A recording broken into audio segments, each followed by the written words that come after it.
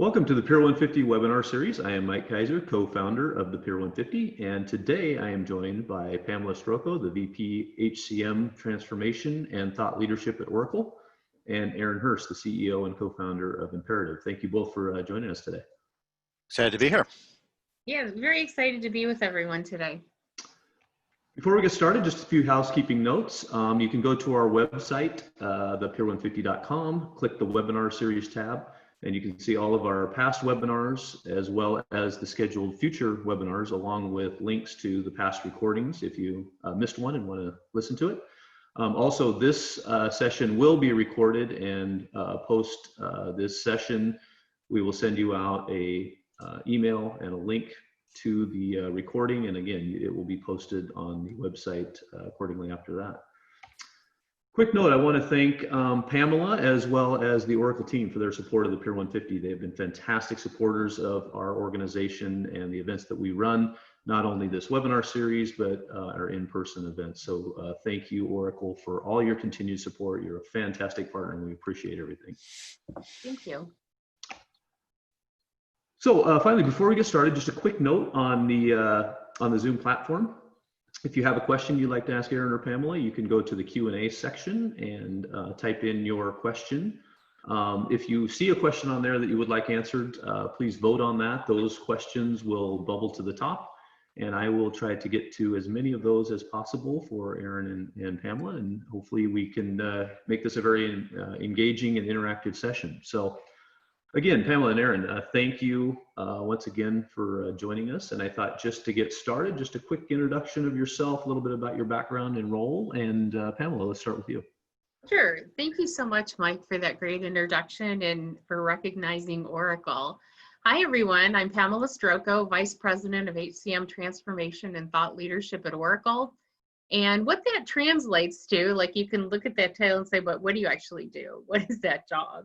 Is I'm an industry thought leader in the HCM space, and I author books and papers and content material for this audience in the marketplace, as well as for our Oracle customers and prospects.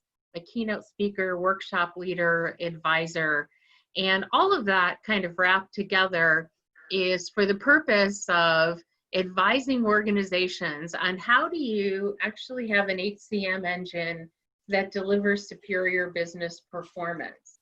So every organization has a what, the things they want to do, and then they need a how. And so we talk about how do you bring those things together to give you the best solution that's going to help your business. And I'm so excited today that Aaron Hurst is able to join us. He's the CEO and co-founder of Imperative. So Aaron, take it away. Thank you, Pamela. Fun to be playing with you as always. Pamela and I have become dear friends over the last couple of years as we've bumped into each other at events and share a lot of passion around purpose and fulfillment at work. So as Pamela and Mike said, I'm the founder and CEO of Imperative. My career has really been focused on purpose in the workplace. For the last 20 years, I've been doing research and experimenting with how to actually increase fulfillment, how to increase purpose in the workplace. First with the Taproot Foundation, which was a nonprofit that built the pro bono service ethics. So taking the pro bono ethic from the legal profession and saying, you know what, HR people should do that too, and marketing and tech and finance, and built that into a, with the help from the White House, a $15 billion a year market, and then scaled that around the world to 30 countries. Imperative sort of kicked off with the publishing of my first book, The Purpose Economy, which really laid out how we are shifting from an information economy into a purpose economy where our quest for meaning and fulfillment is driving change in consumer behavior, but also in the workplace. And then we've really been working on determining how do we scale purpose in the workplace. It shouldn't be about volunteering. We need to figure out how do we fundamentally make work itself meaningful. And it's really only been in the last year or so that we've cracked that nut and are starting to work with companies to fundamentally change the way people are working. And we're seeing really inspiring results, especially right now, just given what's going on in the world. As your title says, purpose, if not now, when? That really is what we're experiencing out in the world. Thanks, Aaron. And I'm really excited about this topic. I think I mentioned to you guys before that in all of our webinars we've been doing, I think we're in about 20 of these every Friday. This topic around the employees their energy levels, their fulfillment, their purpose is a topic that always comes up no matter how we start the conversation. So Pamela, I want to start with you. I think when the pandemic first hit, I think a lot of people said, okay, this is 8 weeks. I'm going to work from home. I can do this, right? I can, and fast forward now, I think there's a completely different mindset out there. Can you talk a little bit about, your view of the new normal? What are some of the challenges that people are, employees are seeing, and we can kind of work that into, what can some of the executives do? But I kind of wanted to get your perspectives on that new normal. Sure.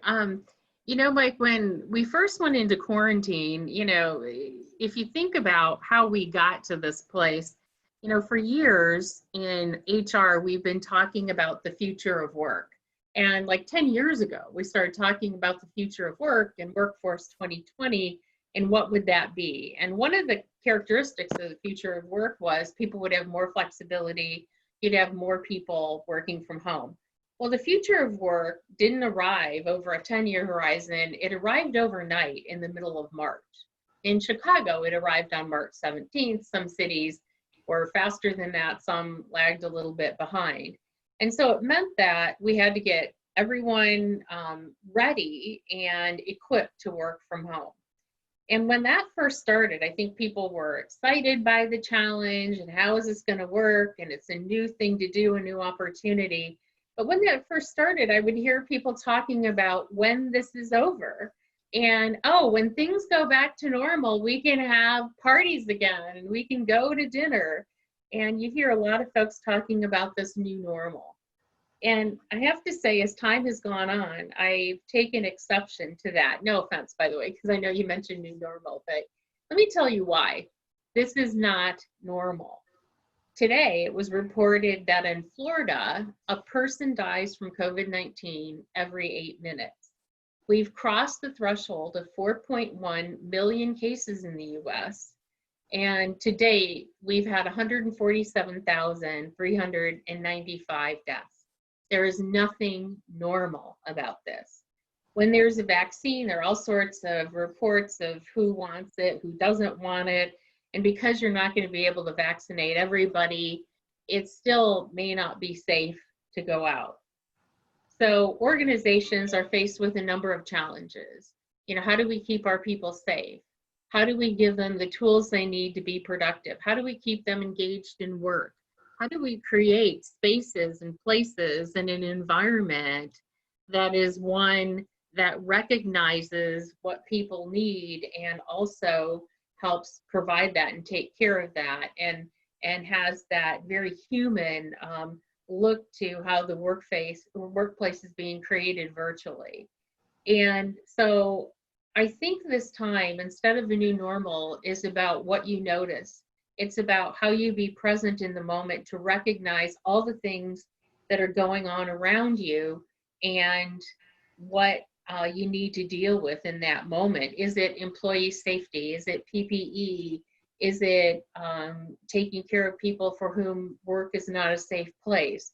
There are so many things organizations have to attend to.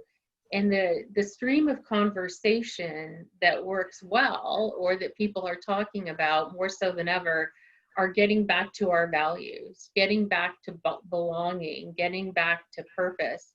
And that's where Aaron and his expertise comes in, because people are talking about it. Without exception, nearly every organization I talk to is talking about how do we get back to purpose. So Aaron, let me just leave that open question to you. How do we get, in the midst of all of this, how do we get either to purpose or back to purpose in organizations? Yeah, no, I'm seeing the same thing you are, which is so many organizations are recognizing this. And I think it's at two different levels. I think there's organizational purpose, and then you've got individual purpose. And I think at the organizational level, what purpose is doing is helping people feel like they're connected and they have belonging. And that their work matters. And you saw this after 9/11 as well. There was this giant thirst for fulfillment and purpose. People are like, how am I relevant? I see so much suffering. I see so much challenge.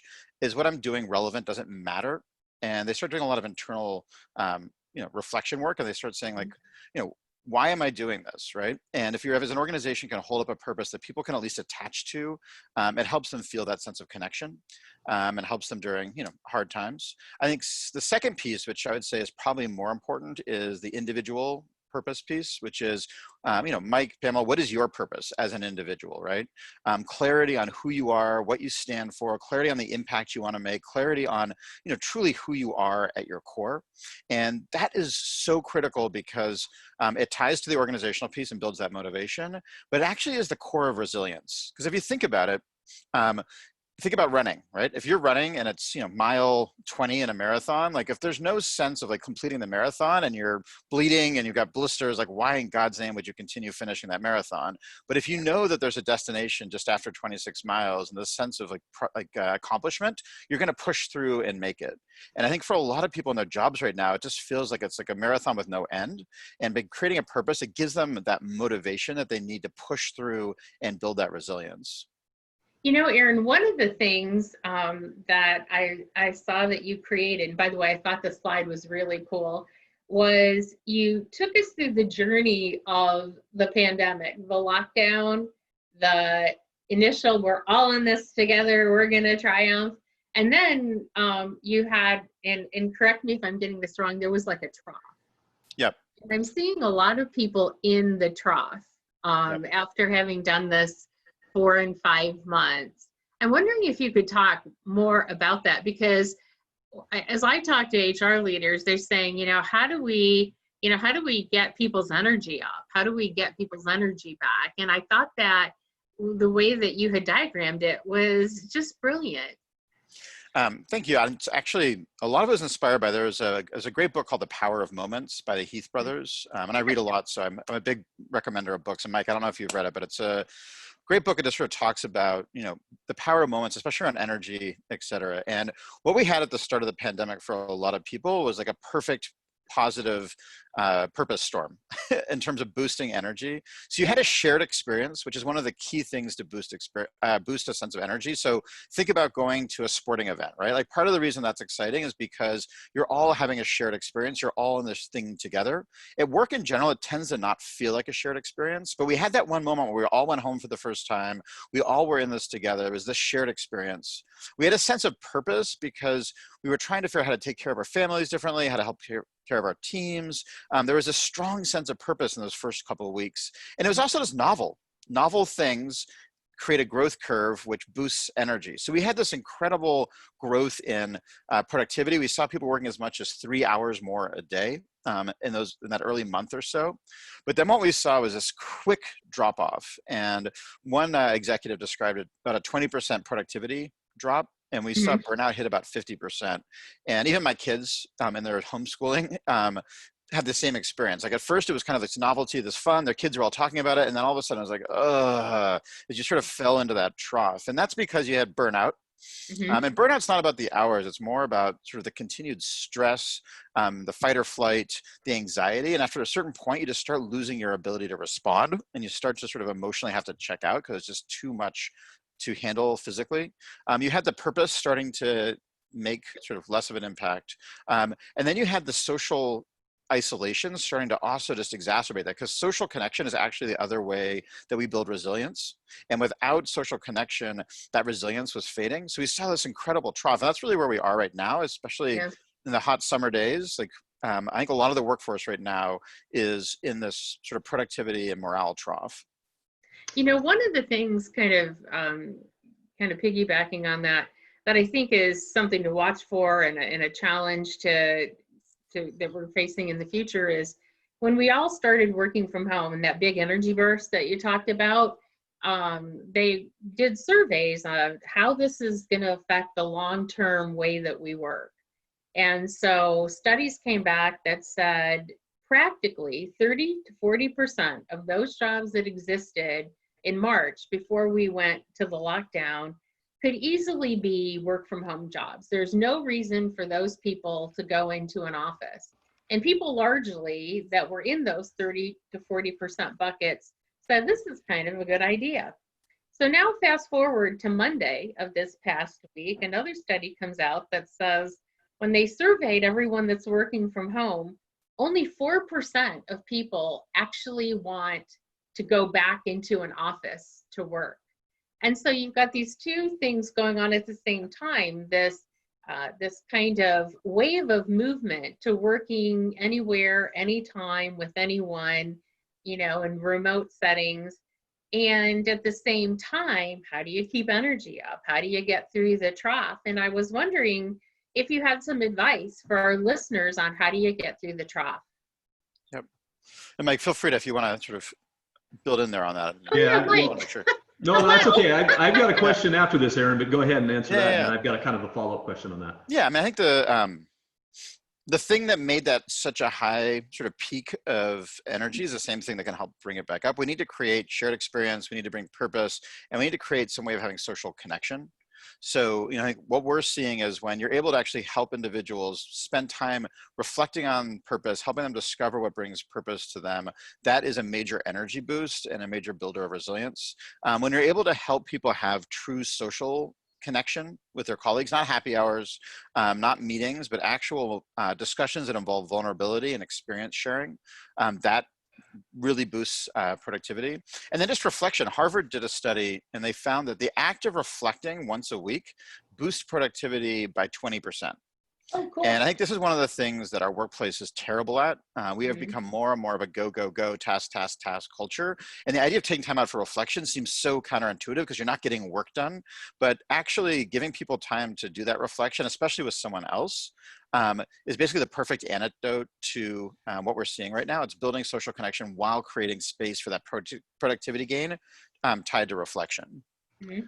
Thanks, Aaron. A quick question on kind of a follow-up a little bit on that. I was talking to somebody the other day and they were talking about, the extroverts that thrive on that human interaction, and they would go to the office and that's how they created their energy and that's where their purpose was, versus the introverts that might be very comfortable working from home behind a laptop, and getting kind of more structured type interactions. Can you talk a little bit about how companies can address that employee fulfillment when maybe that interaction may not be as available or be as ad hoc in some ways? It's more structured. Go ahead, Pam, if you had something specific. Oh, sure. Well, it's really interesting. And I'm not sure it divides out on introversion and extroversion. I think it divides out on where do I feel most comfortable working. And it doesn't necessarily mean that extroverts like to connect and talk more, or introverts are better working alone. Because I think depending on the task, people have flexibility depending on what the requirement is and what they need to do.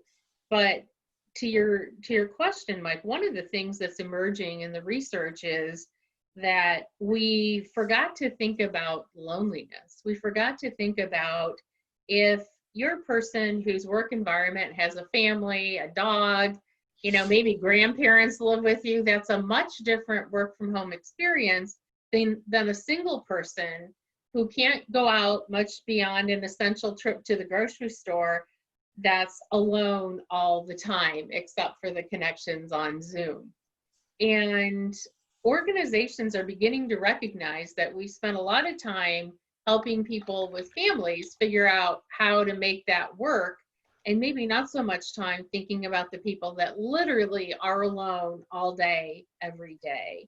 And so I see things like managers reaching out to people that might be alone all the time, and building stronger relationships and supporting them in ways that they might not have had to do in a work setting where they all came into work every day. So I think that, the way that you work in many ways is driven by what the work is. And people, I think, develop a kind of flexibility for when they need to be in touch with others on the team and when they need to work independently. But organizations, I think the challenge here is to be aware of who needs that support, who needs someone to reach out to them. And in this transition, the number one challenge has been, how do we transition leaders to work in a remote setting? What do they need to do? And the primary task of leadership is building strong relationships with everyone on the team so you can support them with their situation. Thanks, Aaron. Do you have some thoughts on that, Aaron? Yeah. I think Pamela's point in general about introversion, extroversion is a sort of simplified way of looking at it, but it's helpful just for conversation. I think I go back to sort of shared experience. So one of the things that I've seen, and we've done ourselves experimenting with, is just having time where we're actually on Zoom, but not talking. That people are actually doing their work, and we'll have like an hour, you do like an hour or two period where people are actually just doing their work, but they all see each other. There's a sense of just building off the energy of like, we're all working at the same time. And there's a sense that we're together, which I do find actually boosts energy, even though it seems kind of ridiculous to have like this, just to have Zoom on in that context. We've also done a lot around we do a team lunch 3 times a week where we just all eat lunch together over Zoom. And I've just been surprised. First, I was like, this is going to become annoying, but it actually has become one of the things I think we all look forward to. And it is that sense of connection. So I think sometimes some of these small things actually do make a difference. And the loneliness piece, I want to touch on that for a sec. This is one of my favorite topics. I think it's our biggest challenge right now. The biggest part of the problem with loneliness is that it creates a sort of a really terrible spiral, because when you're lonely, it actually leads to you feeling more depressed, more anxious. And when you're more depressed or more anxious, it actually makes it harder for you then to connect with other people, which then makes it harder, makes your stress go up, your anxiety go up, your depression go up, which makes it harder again. And you actually start getting to the point where it starts to have physical health impact. You can no longer learn. You actually have been shown you can't have empathy. Like you actually lose the ability to have empathy if you go too long in that loneliness state, because you start actually the brain turning off some of that receptivity. So this vicious cycle is really, really bad. And I think a lot of people are feeling that right now. It's just getting worse and worse. I think the good news is like, if you crank it the other way, it has the opposite effect, right? So if people feel like they have social connection with people, true connection, not just task level, you see this boost in physical health, learning, adaptability, empathy. So I think one of the biggest things HR leaders need to do right now, and all leaders, is figure out how to get that crank going the right way instead of the wrong way. Because I would say the majority of people right now have that crank going in the wrong direction. And just creating space to get it in the positive way. It's not time wasted. It's actually think of it as like a trampoline. It's what's going to give bounce to everything else you do. And if you don't have it, you can invest tons of money in programs and technology, and it's like jumping on a concrete floor. You're just not getting any bounce out of it because it's not addressing the psychology of how people work. And Pamela, I think that either side, Aaron or Pamela, one of the questions coming from the audience, I think it has to relate to that concept around the personal purpose versus the company purpose. And I think there's a lot of executives out there that are looking at the challenge of the company purpose part. The personal purpose is people like the flexibility of working from home, and a lot of households are set up to do that. We know there's some that aren't as desirable to be at home. There's some folks like that, but I think a lot of people are looking at the ability to be flexible, work from home. There's a real chance that does create some detachment from the company purpose. I've got kids that I need to educate during the day. So if you do a meeting from 9 to 12, I can't do it. Those kinds of things. Can you talk about how you're addressing that, or what are some of the things people might be able to do? I think Aaron mentioned a few things, but things that executives might be able to do to address that. Go ahead. Oh, okay. Sure. Mike, that's a great question, because this is coming up quite a bit. And when we first went into the pandemic, I heard organizations share things with me like, oh, when this is over, we're going to go back to our culture initiatives. And by the way, that was said to me way more than once. And I have to say, it kind of stopped me in my tracks, because I was thinking, if you're not going to have the way you go through this, embody the culture that you're building or trying to build, and you're going to wait for it all to be over to go back to what are our values, what's our purpose, what's our culture, you're missing a huge opportunity. Not to mention, people will get lost in whatever it is, you're trying to do. So to me, the first thing is, and my first piece of advice is, know what you stand for. What is it that you're trying to create with culture, or that you were trying to create with culture? What is it that you believe as an organization and that you want to live every day? Because through this pandemic time, you have a chance every day, hundreds of times a day, to stand for something, to be something, to treat people in a way that's helpful and reinforces their own growth and your support of them. So it's a time about clarity and going back to the basics of who are we, what do we believe, how do we treat people, and how do we want to move forward? Because if you think you're going to stop working on culture and belonging during this and then go back to it, trust me, you're still working on it. And it may not be stated, but you're communicating hundreds of things to people every day based on what you choose to support and what you don't. And so to me, it's like, it's about clarity, the values, the purpose, creating belonging, building relationships, and figuring out how you do that every day. And one really simple thing that I've heard some folks doing and totally think this is a great idea is they're instituting a kind of a gratitude practice in their day, that at the end of the day, they're going to thank 3 people. So they're going to either do phone calls or they're going to send an email to the team recognizing whoever it is they want to recognize. But the day doesn't end without them showing gratitude. And I think that's a great practice. It's a great practice anytime, especially a great practice now. And I've been doing that a lot. I actually have a series of text pals, and we state one thing each day that we're grateful for, at least to each other. And it's been amazing how it just sort of resets your mind on whatever's going on. So Mike, one thing, I saw a couple of comments just about that study I referenced earlier from Harvard, and I'll send that, maybe a link to you, and you can have that available to folks afterwards. I just want to make sure people have access to that. Yeah, and real quick, let me get that in because there's been a couple questions. So anything that's referenced today, we will collect that up from Aaron and Pamela, and we will send that out in a link. So all of the materials that they're referencing, we'll share those with you in the link. Yeah. So I want to build on what Pamela said a little bit, Mike. So I think some of this is just classic management issues. So I think a lot of our culture, unfortunately, at work has become very task-oriented. It's sort of this an assembly line mindset. I think Silicon Valley exacerbated that. All the technology is really about sort of tracking communications, tracking tasks, tracking calendar, and it made that the work instead of the actual impact of what you're trying to do. And I think one of the challenges when we have this flexibility is that whole model of thinking about work is about task and measuring in task, measuring in the what instead of the why and the impact starts to fall apart, because if that's your glue, and your glue is your Google Calendar and your glue is your Slack, fundamentally, like, that's not a model that's going to work very well. Those things are necessary, but there shouldn't be what's driving your culture and driving what's going on in your organization. The reason purpose is powerful because it speaks to impact. And it speaks to, we're not in this to be here at 9, we're not in this to be here at 3 or whatever time you were saying, Mike. We're in it because we're trying to make this impact, right? And we're sharing and talking about the impact, not about just our schedules and the task. We're talking about how can we make a greater impact. And suddenly you've got something that binds you, that doesn't matter what hours you're working as much, doesn't matter about the tasks as much, because what's binding you is the why, not the what. And that is so psychologically more powerful for people to have that as, you know, what's pulling them together.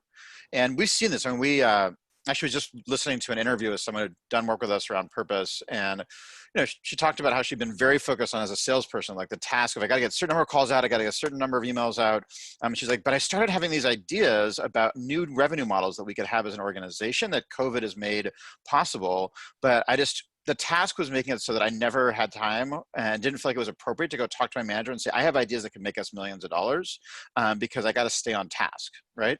And I think taking a step up and reflecting and thinking about her purpose made her realize, actually, my manager would much rather have me come and share a multi-million-dollar idea than get 3 more emails out.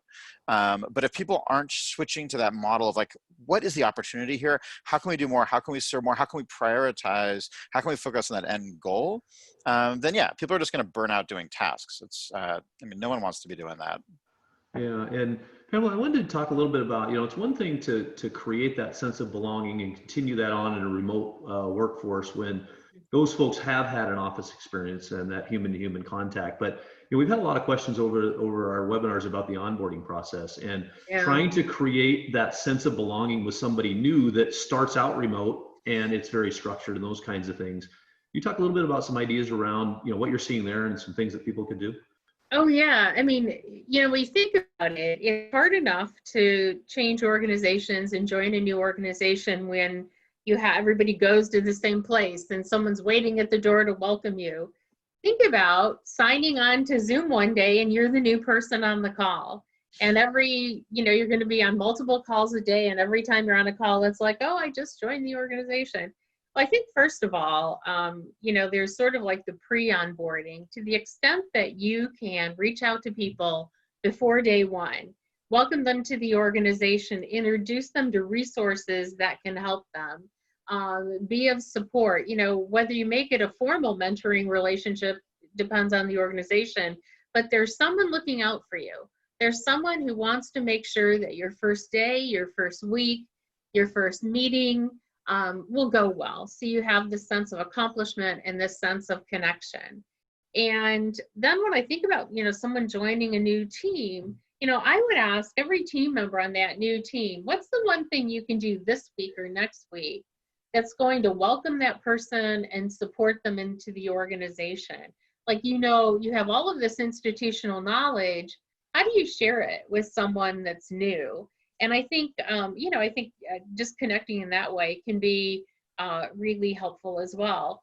And then, I just have one more thing. So the other thing I would say is whatever first deliverable that person has on the team, I would support, figure out how you support them, kind of extra support them, if you will.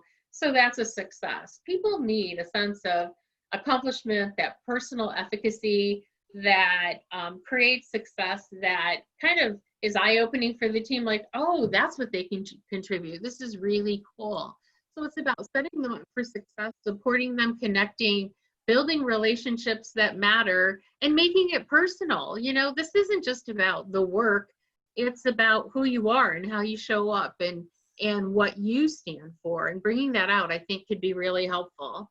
Now, I would just add one thing there, which I think both of you can sort of go back in your life and you think about like starting third grade or sixth grade, sort of early school. And, maybe of this 30 students, 20, 25 of them were there the previous year, but you're one of the few students that are a new kid, right?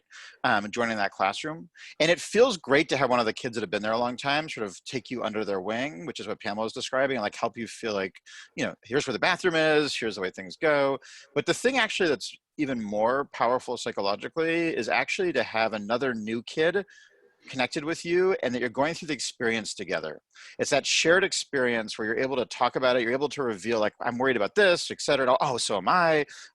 So I think that's one thing companies don't do a great job of. They very much focus on the mentor or the person who's going to show you around, but actually connecting someone who's going through the exact same thing as you at that time to navigate it together, to share your fears together a little bit, share your excitement together, and go through that is actually as important, if not more important. And it's something I think companies could do a much better job of during this time. Yeah, and Pamela, I want to get into a lot of companies right now are facing, kind of the back to office, scenario. Do we go back? Do we stay remote? Do we have some sort of hybrid model? And I think many companies are looking at some level of a hybrid model. And one of the classic challenges around remote work was that isolation, not being part of the office, not being part of those conversations that are ad hoc happening in the office. With everybody going remote, that's sort of been minimized a little bit, but that could come back into play. Can you talk a little bit about how to keep the remote folks focused in that remote environment? And also, what is that environment going to look like back in the office? Is it 6 feet apart, wearing a mask, don't come into my area, those kinds of things? What do you see in that world? Okay, I'm smiling because I have to share this article with you, and I will send you a link to the article so you can share it with everyone else. Well, that's been a question that's being written about, I think, right now on a daily basis of, how do you blend in-person and remote? When does in-person come back? What does that mean? And so the Wall Street Journal did an article, I believe it was like 2 weeks ago, about this very thing. Like, what's necessary to bring people back and what does it look like? To your point, Mike, are they 6 feet apart? How's that going to work? Well, they did an interview and highlighted this company in this office configuration where basically, they still had cubes. They didn't have plexiglass on the tops of cubes, so everyone was sitting in their own spot. And they had kind of like the rules of the road, 6 feet apart, social distancing, wear a mask, wear gloves, have sanitizer everywhere. They had sanitizing stations. But the key thing that is an unknown for every organization is the extent to which people will follow that. And so they interviewed this individual, and I have to tell you, maybe I shouldn't have laughed, but in my quirky sense of humor, I thought this was kind of funny.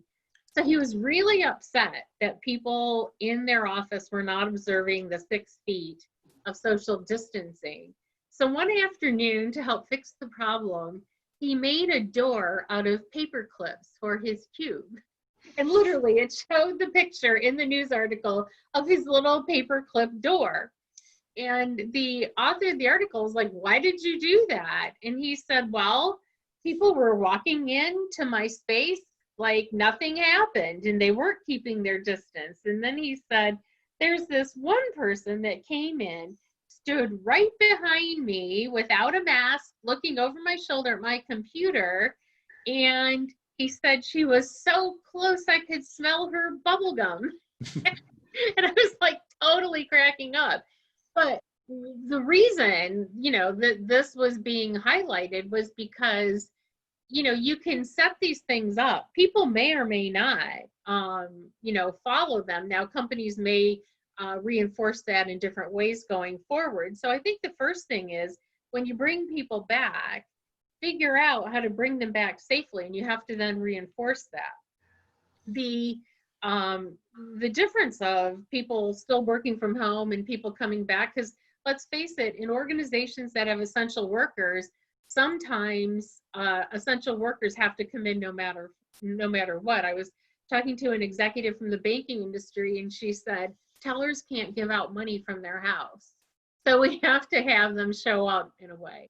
So it's a couple of things. I think, you've got to build connections in between for teams that work together, both virtually and work in person. You've got to build those connections so they know that they're still part of the same team, the same unit, and they just work in a different way because of what their jobs are. And so, having ways to connect the team, having team updates. Another thing that people have found really works is having senior executives have communication moments. So every Monday, the CEO sends out, in one company, sends out an email. Another company had, once a week, the CEO does an hour webcast call where people can get on and ask them anything and ask for support and say what they need. Other organizations are helping with, how do we support people over the long term? How do we help them get the things they need? I've seen organizations give out stipends. Like one organization I know of gave out $1,000 stipend to Office Depot so people could get what they needed. So it's all about setting, wherever you're working, in person or remotely, setting them up for success and connecting them to be part of the whole. But I'll make sure that you get the resources I mentioned. I think that the inclusion part of this is like the part that worries me the most, to be candid. I think I find myself, like I have to check myself. Like when I'm walking the dog down the street, I'm looking at people coming by and I'm like, my brain's going like, what is the risk profile of that person? Like, is that person more or less risky than the other person, right? And you suddenly find yourself making assumptions that you're like, crap, why am I making that assumption? It's a terrible assumption to be making, right? You find yourself like basically becoming prejudiced based on stereotypes, based on things you see in the news, et cetera. And I think a lot of work's going to have to be done in the workplace as people start going back to help people process that and to help make sure that they're not starting to discriminate against people. I saw someone, it was early on, wearing a shirt that said, "I have allergies," which is to say, like, when I sneeze, it doesn't mean I'm going to get you sick. It means I have allergies, right? But that's the kind of thing that's going to happen. Like, I'm someone who's prone to allergies. I'm Jewish. Jewish and Filipinos have much higher rates of allergies. We're going to be sneezing and sniffling more, and suddenly that's going to cause, I think, discrimination against sort of those classes of people. Like, how do we address these things? It's going to create a whole new type of, I think, prejudice in the workplace that leadership's got to address proactively. Yeah, I agree, Aaron. I get so self-conscious right now when I cough in public, right? It's like, right. Oh my gosh, right? You feel that way. So, Aaron, I want to start this question with you. Pamela mentioned those conversations that senior executives should be having. And I think we talked earlier when you've got your personal purpose and the company purpose, and when those things intersect a little bit, some social conversations may be at the forefront for some managers coming up. And typically, historically, those have not been part of a workplace conversation, right? Hey, you've got this social unrest, or you've got, race type things, or whatever that might be. Those are outside the workplace. But those things are potentially intersecting, right? And what are your thoughts around managers and senior executives and companies that need to support those kind of conversations? Yeah, I mean, I'm very lucky. Like I use Slack. I don't know, Mike, if you use Slack or not, but Yeah. you know, our platform, our technology platform is a platform in which peers are coaching each other, right? So you have manager talking to manager and they're talking through sort of their purpose. They're talking through what's coming up for them at work these days.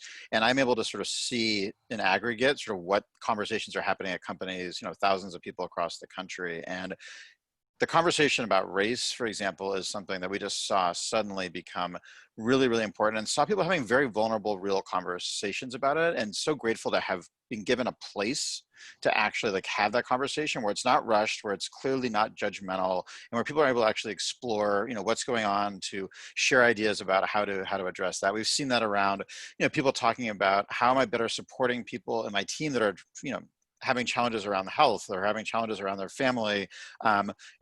You really see that people are having those conversations. But we also see a lot on those is that people are saying before this, the company didn't create space for this. And it was awkward for me to like just call up like my fellow manager and be like, hey, Bob, like you willing to spend an hour like talking about X? Like, I don't like, Bob seems so busy. I don't want to interrupt him. But once they both realize that both of them are so hungry for this kind of conversation, they suddenly like have these breakthrough conversations that are so important. So, you know, whether or not you're using our platform, I think creating that space for peers to actually be able to have these conversations and to not feel like that's wasting their time, to not feel like that's in the way. Creating conversations that are fundamentally about shared experience. What are you experiencing? Not trying to solve problems for each other, not consulting each other, but sharing experience is the thing that I think will help people get through this time. Yeah, and Pamela, curious about your thoughts around that too, because there might be some managers that may not be their core skill set, is to talk about those kinds of issues, right? So what are your thoughts around helping folks around that, or dealing with that situation? Yeah, you know, managers, if you think about who was affected most dramatically when we went from literally overnight to working from home, you know, people identified, well, it was leaders and managers who may not have any experience whatsoever in managing a remote workforce. In fact, I would venture to say that one of the reasons we've been planning the future of work for a decade is because there was a trust issue. Managers not trusting that when my employees are working from home, that they're actually working. You know, I would say that a lot of managers, I think, had the fear that somehow their employee is a version of Ferris Bueller, and you're going to turn on the television and see them in a parade in downtown Chicago. And so trust was at the core. So for me, how do you develop managers? Well, you look at trust behaviors. How can we support trusting behaviors? And the things like, you know, being honest and upfront with people. It's about deeply listening to people. It's about creating the shared experience of around how the team behaves, around the culture, around results and how we achieve those results. So it's really working on trust, working on relationship building. And look, these things are very hard to do. You know, Aaron has a chart that he shares sometimes about what skills are most necessary right now. And it's not technical skills, it's soft skills. And I think, Aaron, isn't it like 60 some percent soft skills? Yeah. Yeah, in terms of the skill gap, yeah. I tend to think Yeah, about it as technical, but it's more social yeah, and it's personal. more personal and social. So those are the kinds of behaviors that we need to reinforce with leaders and managers, and that they need to reinforce in the workforce. And I think the hard part about that is like a technical skill. Like if I wanted to teach you how to, you know, code in Python, Pamela, I could do that through online learning. Yeah. And you could do that. I can't teach you a damn thing about empathy through online learning. I can train you to be a great speaker on it, and you could probably get up and give an incredible speech, Pamela, about empathy, but it doesn't mean you are empathetic at all. That these things are purely learned through experience sharing, actual experiential learning, and they have to be socially learned. And I think with the pandemic, it's harder to learn these things because we're not getting those opportunities to do that. So being able to really intentionally create opportunities for managers who, to your point, like there's a real deficit of the skill set to help them do that, because you're not going to do it through lectures. You're not going to do it through an online learning course.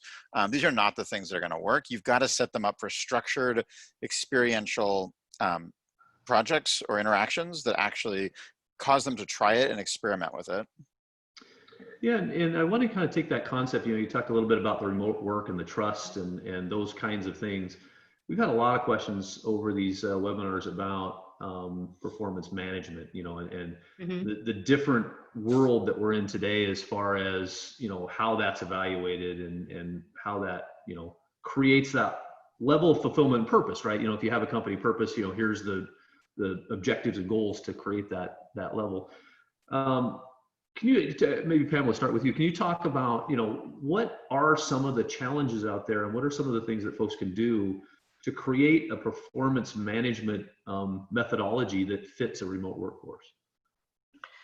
Yeah, well, first of all, performance management, you have to figure out what is it in your organization that you're trying to do through performance management. If you're just trying to design something that helps you pay people or helps you come up with some sort of ranking system that's very different than organizations that are trying to do performance management to build a type of, a team working experience or more broadly, a type of performance management where you have a lot of peer feedback, a lot of 360 feedback through the organization.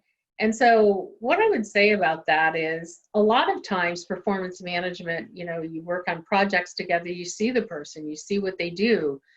You have a lot of observational data. Well, some of that, in fact, a majority of it could possibly go away when you work remotely. So I think what's important is talking about, being clear about what performance objectives are, what the end goal is, having more conversation with people around how you get there, around how do I, support you in accomplishing that. And it's really interesting that when you do that in performance management, let's say you have someone join an organization, and this research is from Aberdeen Group many years ago. When you join an organization, if you're clear with that individual about what success looks like, did you know that they're 92% more likely to deliver that? So it's not a goal, it's you describe people that are good at this job do these things and they produce these things. So when you're clear about that, chances are really high that you're going to get the behavior and the performance that you want. And that in experiencing that success, that actually creates a little bit more stickiness and connectivity to the organization. So my advice in a nutshell is be clear, be just maniacal about reaching out, about relationships, about explaining what good looks like, and about being very kind of overly conscious about connecting each other. And then look at, define it as, here's the end goal and here's what success looks like for you in this role. And, the other things that we used to get observationally might be a little less so, but you can still do that through the work with teams that you're doing even virtually. Thanks. Aaron, any thoughts on that? No, I think that's right. And I think it goes to the purpose piece. I think clarity, knowing the why behind it, so it's not just a task. I think also just the old, leadership concept of commander's intent from the military of, once you're on the battlefield, who the hell knows what's going to happen, but be really clear about like what success is for folks. I think the place where I'm seeing a lot of challenge with this is people are super scared to lose their jobs right now. There's so much fear around it, and it's making anything that's stated as feedback heard 10x as much, especially if it's done over Zoom or another context. So just being super careful and knowing how things are going to land. And also just knowing that, right now things aren't predictable. Like a lot of companies, people who don't know how sales are going to show up, they don't know what's going to happen. So setting goals is important, but it's also really hard to as an employee, I think, know, am I failing or is this COVID?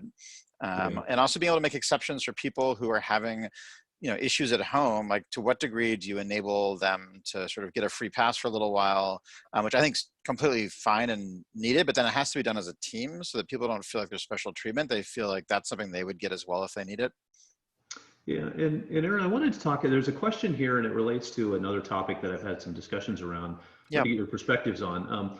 We all talk about, again, in the office environment where you had those spontaneous interactions, we all talk about, hey, maybe some virtual type things, happy hours, things like that.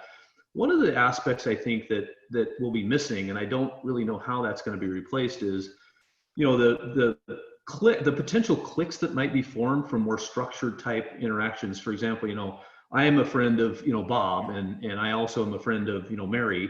I walk into the break room and Bob's with me, and Mary can't stand Bob, right? But in the interaction where they're interacting with me at the same time, they get some interaction. So that could be a diversity type thing, that could be a personality thing, style thing, that when you're in the Zoom world, I'm only going to schedule the meeting with Bob, right? I don't want Mary involved. Can you talk, is there ways to get around that, where those interactions of maybe, and maybe by me being a connector in an ad hoc spontaneous environment, Bob and Mary get along better after time because they have those interactions and good experiences. Can you talk about that challenge? Yep. How do you maybe address that at all? Is there any way to address that kind of I love this question. I think there's so much opportunity for inclusion in the sort of world that we're in right now. And we're actually working with a company right now, and what they're trying to do is basically, because people tend to hang out with people who are like them, right? That's sort of how you create a lot of the problems we have in the world. Being able to, this is actually an opportunity where you can intentionally match people for conversations that are not like them, and to get them to build those bonds, because it's also not going to be visible, and there's not going to be that junior high school clickiness, because it's not as visible as it would be in an office environment. So actually proactively saying, okay, let's take this population and this population that normally do not interact. And it's not just about race or gender, et cetera. It's also, we're seeing a lot of it around, let's get people who are in marketing talk to people who are engineers, and engineers to talk to accountants, break down those silos, because the physical relationship doesn't matter as much anymore, and it's not visible, so you don't have to be worried about, like, well, why are you hanging out with the accountants over there, Mike? So you actually have an ability for, I think, in many ways, a greater ability for the first time to break down racial, gender, functional areas, if you can actually build a structured way for people to cross-pollinate. So I think of it as an incredible opportunity right now. And I'm excited to see the results of this, to see if it really does, change the way people interact. Because I think typically you trigger on visual cues. Oh, Mike looks like one of those kind of guys. So like, I know it, like, and they sort of carry that with you even for like years. Whereas if you can get people to actually have a couple of really deep conversations, you actually see Mike as a human being, not as that stereotype of what I think I would classify him as. Right. Pamela, what are your thoughts on that, of ways to address that? Well, it's really interesting. Working virtually has allowed us in some ways to get to know people in a different way. You talked about having two people that, there's one person in between them that's a connector, but those two people may not be, connected, or may not really have any affinity for each other. I'll tell you one of the things that I've seen or observed that has softened those kinds of issues. And the first thing is, when you work from home and there are other people around that kind of come into the screen, or, in many cases, you have your forepaw workers, all of a sudden this person that you thought wasn't very approachable, or wasn't very, didn't have a soft side, the puppy's in their lap and they're going, well, hey, puppy. And all of a sudden you're like, oh my God. Like, Pamela, I never knew you lived in a vineyard, for example. Yes, exactly. And on different news stations, they have contests for who creates the best, Zoom background and things. And so I do think seeing people in their home environment or a different environment may change the perception that you have of that individual. So Pamela, how does my wife's handbags behind me, how does that change your perception of me? Well, I have been focused on those since your picture came on. I was like, give you a better view there. I was like, seriously, does he have handbags back there? I was thinking about that. And by the way, if the next time we get on, we're having a handbag contest, I'm going to have to have a peg wall done behind me here. So Mike, game on, right? We're going to take it down. Game on. But that may sound crazy, but those little simple glimpses that we get of who people are outside of what we traditionally considered work are pretty amazing. And I think it has softened in some organizations our approaches to our peers. And I think the other piece is, when you talk about, how do you have a connector individual and bring people together in new ways? You may have two people that maybe don't have a complementary work style, maybe have difficulty working together, but it's a new day. And so we all have to kind of step in a different way to get work done. And kind of saying that, like, okay, so now we're all working virtually. Here are the kinds of things we need to do. Here's how you might reach out to somebody that you don't know that well. Yep. Or here's how you ask for help. One of the great things that dissolves differences is asking for help. Ask for help. Yes, that person may not be your best friend, but maybe they're a knowledge expert. Ask for help. I've seen a lot of people just soften when you say, I know you have a lot of information about this.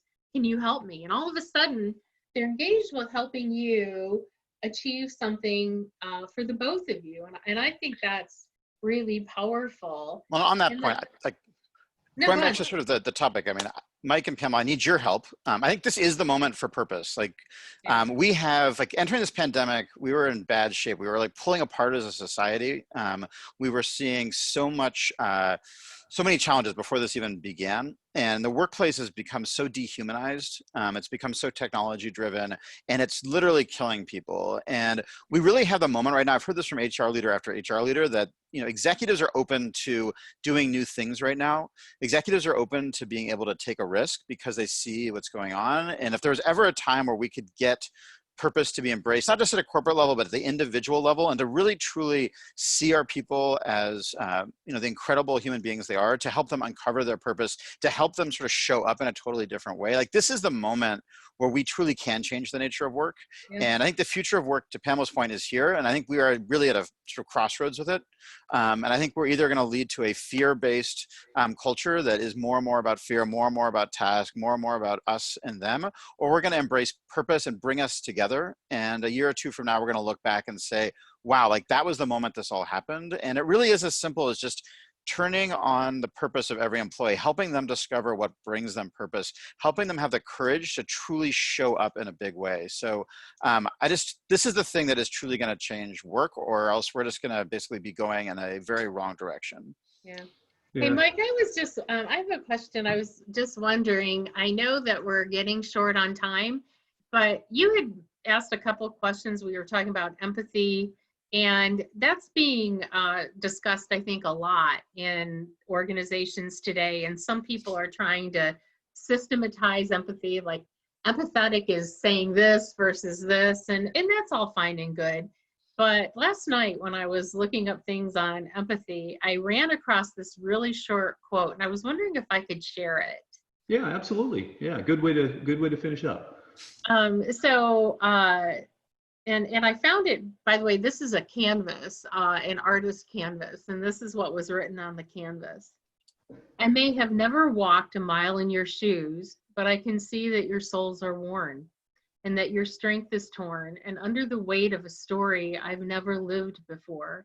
So let me hold the door for you. After all you've walked through, it's the least I can do.